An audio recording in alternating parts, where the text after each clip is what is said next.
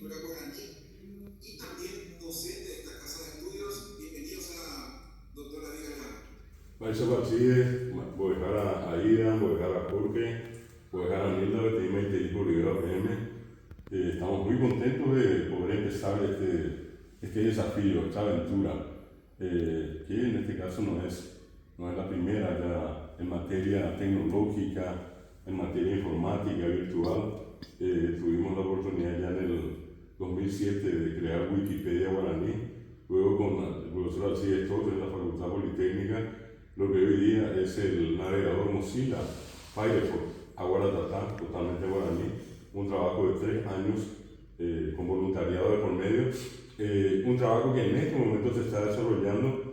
Están trabajando 5 a 6 personas en el traductor de Google, que ya hoy día hace una serie de traducciones muy interesantes. Y esto que ahora iniciamos es probablemente, como diría, la cereza sobre la torta. Y por una vez, apreciamos árabe, y pues ya no va a poder no mirar. Ya tengo veces ya upi y bate con ya ni guaraní, como invito a la ya con ya en esta mesa, pues muchas gracias a todos por la invitación acá. De hecho, yo formo parte de la casa y con mi gusto en todo lo que corresponda, cuenta conmigo para eso.